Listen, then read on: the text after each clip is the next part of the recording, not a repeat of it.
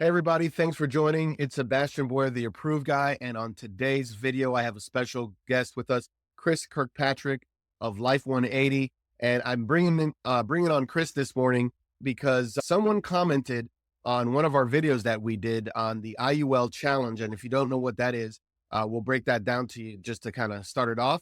But the comment said that this challenge is disingenuous at best, and Doug Andrew posted a video on his channel of an IUL past 10 years, show the original illustration and current performance with the annual statement.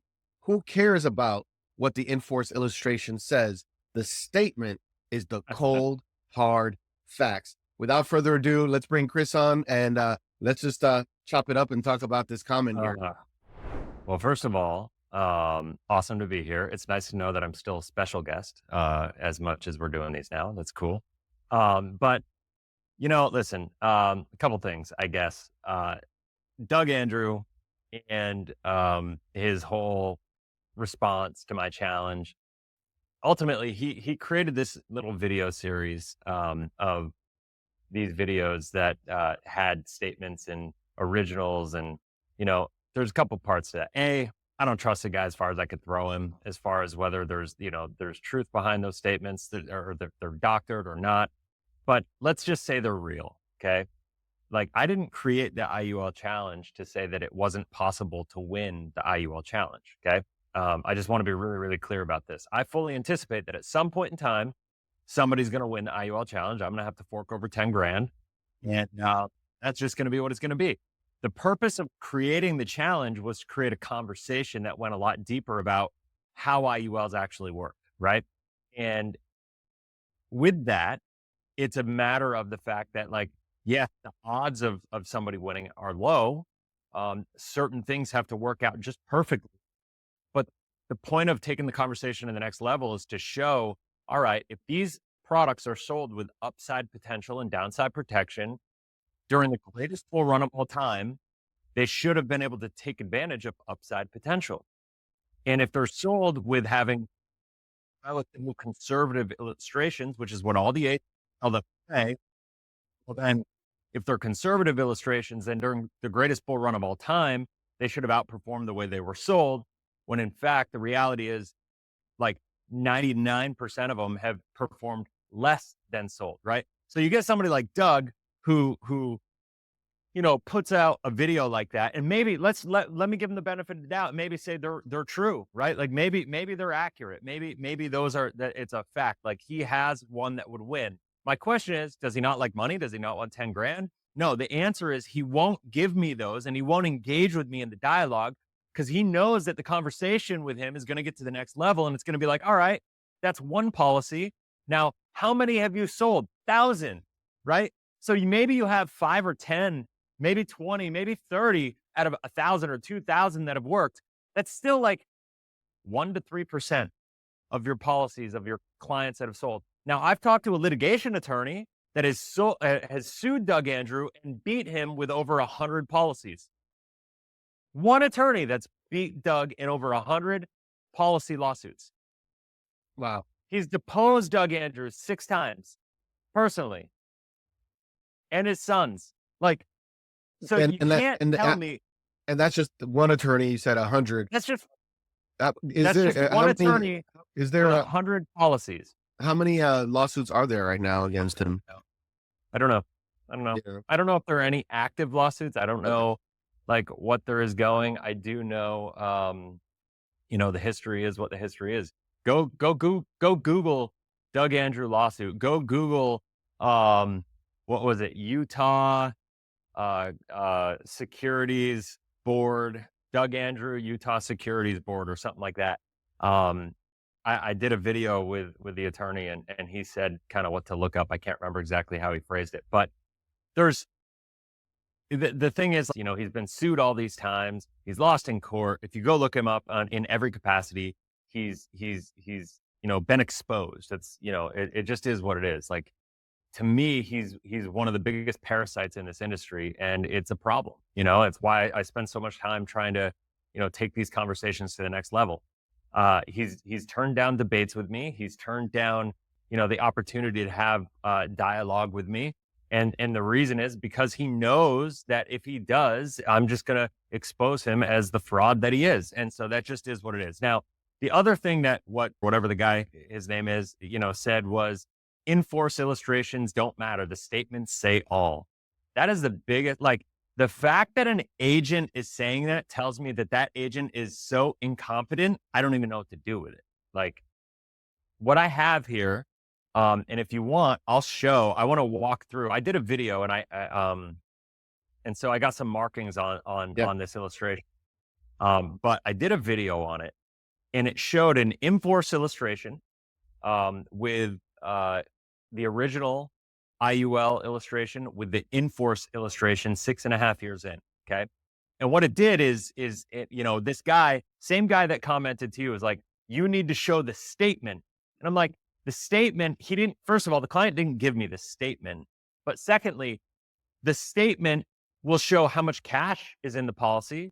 But the in-force illustration shows what the projections are based on the current statement with the new parameters of the policy. Okay. So what I want to do is I'm going to get into this. I'm going to get into this. I'm going to share my screen on my vibe board here, and I'm going to go to the board, and we're going to go through this. I'm not going to spend and do as detailed of a breakdown, but I do want to show that this policy was actually put together on my anniversary with my wife in 2018. We were married on July 11th. That's kind of fun. And so July 11th, 2018, we're now 2024. So just over 6 years in, right? So you can see here that the initial scheduled premium was $222. Death benefit, accelerated benefit rider was $135,000. Nothing crazy, right? So now I'm going to go down here, and I want to show a couple things about. Let me see here if I can go. Yeah. So I got this.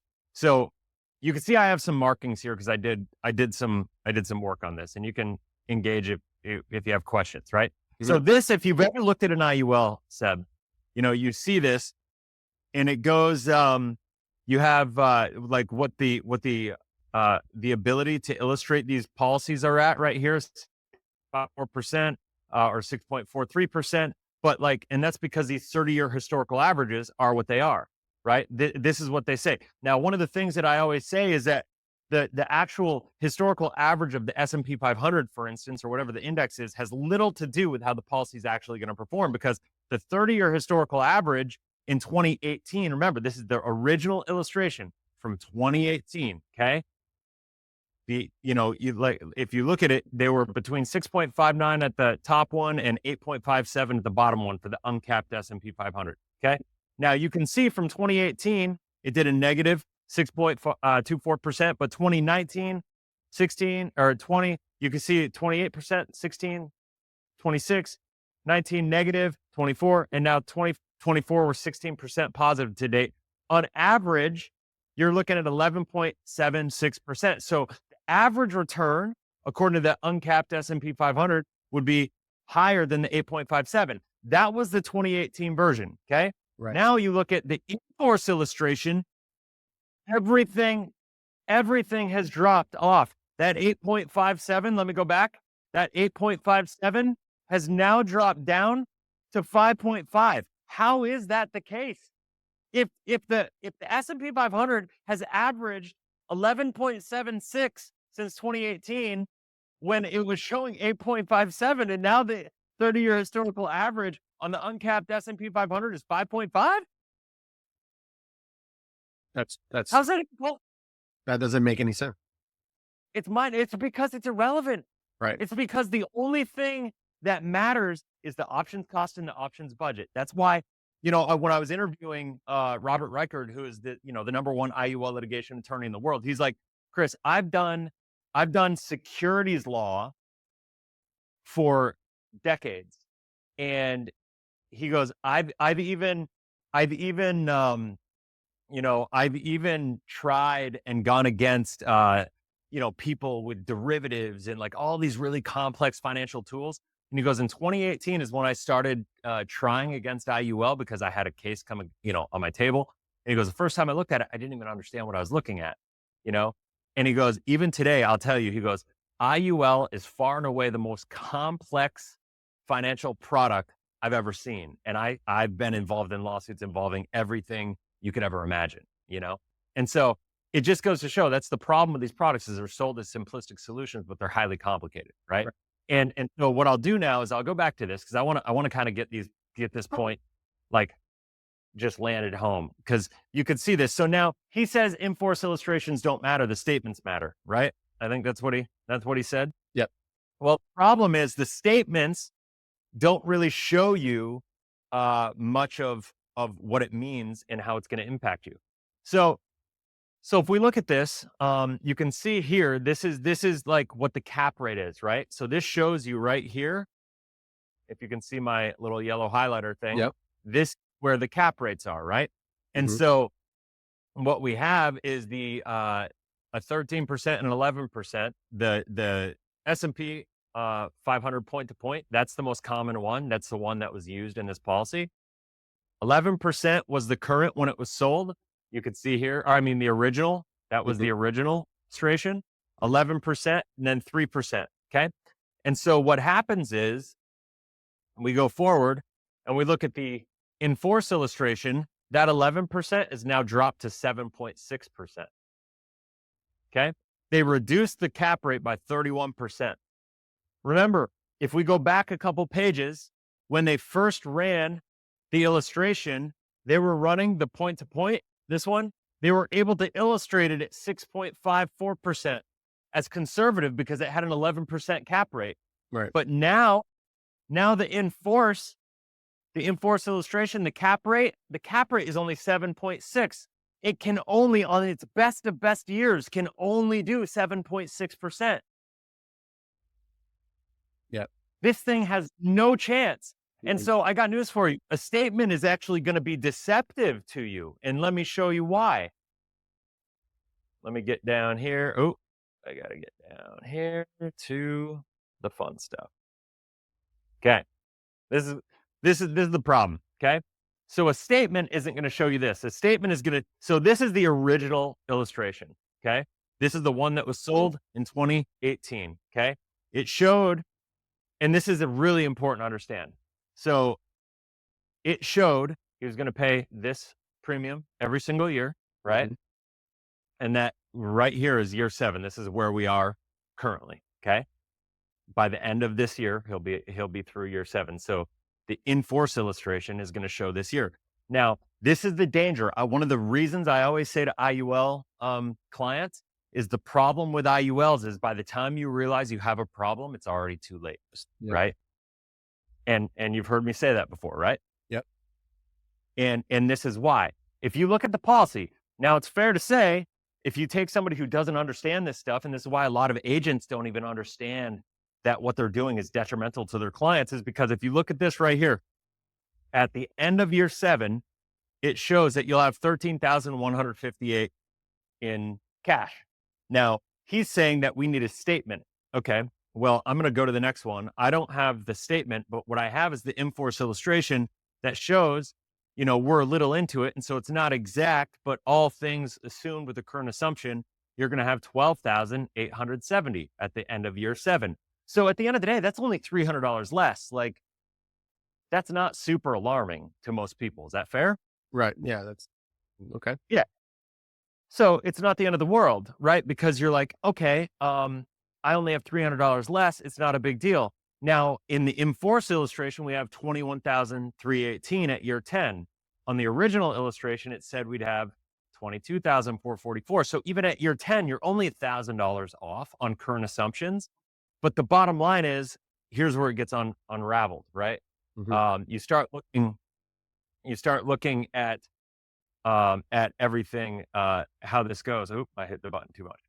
This is based on an assumption. The original one was based on an assumption of a 6% every year. That's how it was. That's what they illustrated it at, even though they could have illustrated it a little higher. So to their benefit, they didn't. Okay. But that's what they illustrated it at. Right now, the current is only 5.03 because of all the new parameters, the lower in cap rates, even the spread charges went higher if they decided to do that. But here's the challenge. If we look at if we look at, let me go to the next page. I think we have the original here, and we go way far out. Okay. So if we start looking at like age 65, okay, Can you right zoom in a here, little more? It's a little hard to. Yeah, there we go. there. Yeah, So if that's. we start looking at age 65 Mm-hmm. right here, and we say, all right, at age 65, we have the net surrender value of 105,039. Okay. Yeah. That's at age 65. That's on the original illustration Mm. because of the fact that, remember, these assumptions, even though right now if you looked at your statement and that's all that matters, like you'd be like, oh, it's not that bad. But if you look at the parameters with all the new shifts in the cap rates and the spread charges and all these different things that have been impacted, that the in-force illustration actually shows what the new potential of your policies is with the new variables. Well, the 105,000 that you originally thought you were going to have, now we go to, let me see if I could find the in-force. I got to find the in-force one. Oops. At 65. At 65, the in-force right here at Mm-hmm. age 65 only has 80,000. Oh, wow. What was it on the 105. 5? Yep. So you're 25,000 less. You have a 25% reduction in cash value, which is a big deal. At age 70, you can obviously, when I did my video, I focused on age 70. At age 70 right here, you have 96,000 on the current in force, which is less than you had at age 65 before, right? Like at age 70 on the original, Yeah. you would have had 142,000. You see that? Yep. Oh, okay. At Yeah. age 70 on the original, you would have had $142,000, but instead you have $96,000 with, so you have basically like 35% less cash now Yeah. than even more than, no, it's like 40% less cash. What is that? 100. Yeah, it's a lot, right? Yeah. Like it's a lot less, you know? And these are And so this was a conservative illustration relatively compared to some of the IULs I've seen, and totally, and even the totally, numbers are not big. We're not dealing with like $100,000 a year in premium on this, because that would be for a sure. dramatic difference. Oh, it'd be huge. And here's the deal. Like, so anybody that makes these schemes, like this is one of the reasons I created the challenge though, Sebastian, is because I wanted to take the conversation to the next level, right? It's not a matter of like, there's a chance, in the first 7 years or so in this policy, it's not performing horribly from an illustration comparison perspective, right? Yeah. But when you look at the cap rate manipulation, when you look at the fact that this company Nationwide, which everybody seems to love, Nationwide, World Financial Group loves them, and a lot of people, it's one of the top selling IULs, in the business. This one policy, this company that everybody trusts is selling current current policies with over 10% cap rates. This one was sold at an 11% cap rate. They've dropped it to 7.6 and they're still selling new policies with higher cap rates. So it just goes to show the integrity of the company. It's like everybody's like, oh, cap rates are going up. Yeah, on the new policies because they want to sell more. They want to make them illustrate better. So then, they can lower all the cap rates on you later. That cap rate manipulation is just garbage. And That's crazy. it's things I mean, they're there should not be a trans- law that says if the cap rate drops, then you can't illustrate beyond the current cap rate. You have to stick with it. At least that. Well, the thing is they create a new generation product. So the new people, like if I bought this product in 2018 and then you wanted to go buy a new one, you have a different product. It's going to be like a new version of this product. And so they reduce the cap rates on in-force policies. And once they do that, they don't have to market or tell me. I have to look at the statement or look at the in-force illustration. But the problem is most people don't even know what they're looking at, right? And the agents just unplay it and they go, oh, it doesn't matter. So to say that in-force illustrations don't matter, I'm going to tell you right now, if you're an agent and you're doing IULs with your clients, you need to look at this, and you need to realize that every review you do needs to not just have the statement reviewed, but you need to run an in-force illustration to go along with that statement, because contrary to what he says, the in-force illustration is more important than the statement, because the Yeah. statement just says, here's where you are right now, Right now. right? You know, the in-force illustration says, all right, based on where you are right now and all the levers that have been changed in your policy, here's what your new projections are. Because when you bought the policy, it's fair to say, I'm going to guess, that you probably looked at the illustration and were sold on those projections, and you were told that they're pretty Most conservative. likely. And you're probably making plans about your future and about your family's Right. future on those Right. projections and illustrations, Yeah. you know? So Yeah. this policy doesn't even show somebody taking loans.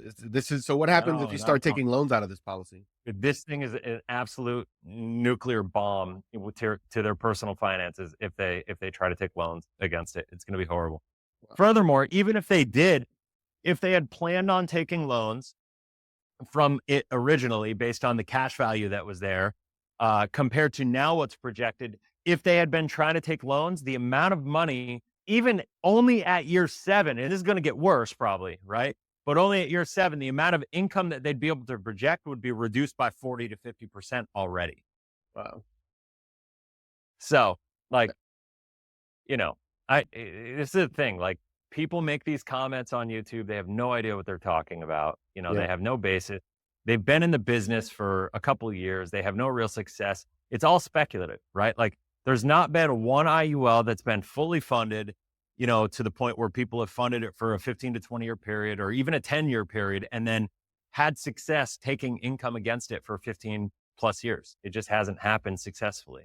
Yet everybody's talking about IULs like they're this like ironclad, like solidified financial But strategy. what, And even worse than that, they use language like, you know, this is what the Rockefellers did, and this is oh yeah, you know, what the banks are doing and what multimillionaires and billionaires are doing. You know, yep, they're protecting their money in tax-free growth and permanent life insurance. right, And they get away with it because they say permanent life insurance.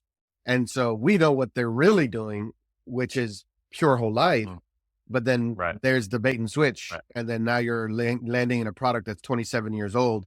And, you know, the Rockefellers, you know, were they around 27 years ago? I don't think so. So, yeah. Well, it's interesting. What's interesting about that is funny because Garrett Gunderson wrote the book, What Would the Rockefellers Do? And in the process of doing the research for the book, he met with the woman who runs the family office for the Rockefeller family.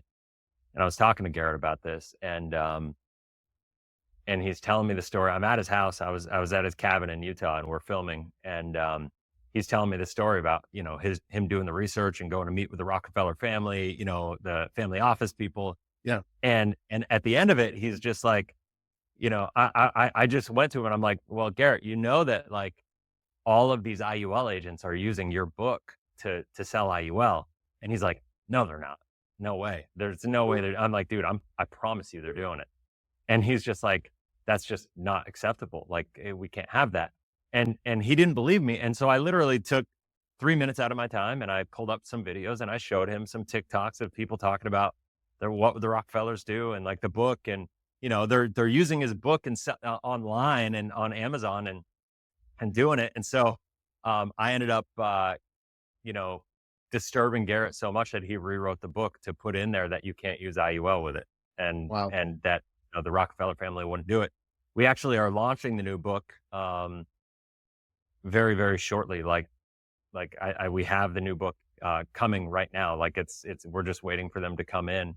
It's going to be pretty cool. I actually wrote the foreword for the new book and we got a lot of stuff going on. And so it's pretty cool. But yeah, like, I'll tell you the truth. I was introduced to the infinite banking concept by an IUL agent who gave me the book, Become Your Own Banker. that's so And then fun. try to sell me an IUL, you know, once I got excited about using life insurance in that way Mhm. as a banking tool for myself. Good thing I didn't buy the IUL, but you know, that's how I got introduced to it, you know. Mhm. Now you have your own book coming out, don't you? A new one. I do. I have my new book, IUL Exposed: The Truth About the Most Misrepresented Product in Financial History, coming out. I'm aiming for like just before Christmas. It'll be a good Christmas gift to give to all your favorite IUL agents. to give them a little Christmas education. But yeah, I've got this book coming out. We just finalized the manuscript. So Gary Gunderson actually wrote the foreword for the book, and I'm really stoked about it. And one of the things about the book that is interesting because it's really hard because this whole IUL conversation, it's a very complicated conversation. So I tried to keep the book kind of entertaining with some stories, so to speak. But at the end of the day, it's not designed to be entertaining. It's designed to be educational. It's designed to give you the information that you need to understand to make a more educated decision as a consumer and as an agent. Can you really put your brand and reputation behind this product? Because I just believe you're going to damage a lot of relationships if you continue to sell it. I know this because I sold IULs for 4.5 years before I pivoted over to becoming a more of a whole life advocate. One of the things that we did throughout the book is we put QR codes in the book with access to more deep dive videos that go along with writing in the book, because sometimes it's really hard to get it down just into words and, Yeah. and into a graphic, and it doesn't land the plane, so to speak, with the concept that you're trying to Yeah. get It's a across. complex, You very do in-depth conversation. Yeah. It really is, and there's so many moving parts to it, and so sometimes, like, a visual says a lot more, and, a video says more than a visual, and so we're able to kinda I love technology now. I love being able to use Awesome. QR code, integrate and interface, video with a book, and that's cool, and I'm in the process right now of, doing the audio book for it, and, it's gonna be really exciting. That's great. Looking forward to reading that and sharing that with all of those IUL agents and folks that are on the line, just making Yeah, their man. decisions, trying to decide what they should do. It's crazy. It's not, I don't think there's one day that goes by that I don't speak to somebody who's either an agent who's had a bad experience, or a client, or, a customer who bought a policy, who is concerned about it. And it's not even like I'm attacking anybody. We're just having conversations, and people start, telling me about their stories. I have one of the ladies that joined my team. We were on a Zoom. We're on a Zoom with like 15 people. She doesn't know anybody, but she was a WFG agent for, I think, 3 or 4 years. She sold a policy to one of her best friends, and she starts Mhm. talking about it. And, this policy is exploding or imploding. And, her friend is about to be out of pocket $20,000. And she's crying in front of all these people because she doesn't know how to talk to her friend about it. The solution is either a 1035 exchange or to just surrender. And I'm trying to tell her, look, don't let her surrender, because that's a complete loss. At least if she 1035s exchange it, she can recover over time. But, Yeah. you know, And you keep the w- cost basis higher, so you keep the tax advantages, at least for the cost basis of everything that you have into it from the MEC calculation, at least. exactly. And, but still, like, she has to find it in herself now to figure out how she's going to have this conversation with someone she loves, who knows her, loves her, and trusts her. And, that's not easy to do. That's not easy to do if you actually care about the person that, you're working for, you're helping with their financial strategies. So that's, Yeah. you don't want to get there, folks. Like, you don't want to get to the point where you have to turn back and say, I'm sorry to your friends and family and your clients, and, it's not something you want to have to face unless you just really don't care. And if that's the case, then, well, that's between you and God. Amen to that. Yeah. Yeah, man. So, I mean, hopefully this gave a little clarity, to answer those questions. And anybody that thinks like, you know, uh, I'm trying because Doug Andrews got these people out there advocating for him and trying to like back him up, saying he's like already won the challenge, and then I'm trying to be nefarious about like the integrity of the challenge. Huh. Nothing could be further from the truth. Like if Doug just wants to come and have a conversation and do our thing, like, he can win and we can have that for full conversation and we can go from there. But, at the end of the day, it's just about transparency and bringing education to the market. And some people, would rather not do that and would rather sell and would rather, um, you know, just make money off the tears of other people, I suppose. unfortunately. Hey, so let's end this by go ahead and let's state that challenge one more time. So for those who either don't know, and maybe I can even just cut that clip and post that by itself. I'll Sure. give you the screen on it, and you can Cool. tell us Yes. the challenge. Yeah, yeah. So the IUL challenge is basically it's really simple. It's the idea is if IUL is sold on the premise of upside potential and downside protection, we just came through the greatest bull run of all time. So if IULs are sold as conservative products with the illustrations, every IUL sold should have outperformed the illustration over the past decade. The reality is a very, very, very small percentage have. I would say less than 5%. I would even argue maybe less than 1%. And I would even argue like nobody, even though I've been doing this for 2 years now, nobody has been able to step up and show me an illustration that's 10 years old or more, because that is the premise. The illustration has to be 10 years old or more. That's how long the policy has to have been enforced. I need the original illustration. So just kind of like I showed in this video, so we can see what did the original projections look like. And I need the in-force illustration, meaning what is the current projections based on where you are now with current status of the policy? What does it look like moving forward? And if the in-force illustration just matches, it doesn't even need to beat the original illustration. It just needs to match what it said it would do at year 10 or later. Well, then you win. That's all you need to do. It just needs to be at least 10 years old and out of surrender period. The reason I say out of surrender period is because some companies have longer surrender periods. And while they may still look good, what happens is they have these longer surrender periods, and that allows them to just kind of keep control over your money and kind of manipulate the situation in a little bit of a different way. And so, it's got to be 10 years old or more, out of surrender. And I need the original illustration, the in-force illustration, and the in-force illustration has to at least match the performance of the original illustration. If you can do that, you win 10 grand. And honestly, the way these products are sold, every single IUL should have performed like this. But the reality is a very, very minuscule percentage of IULs have actually done this.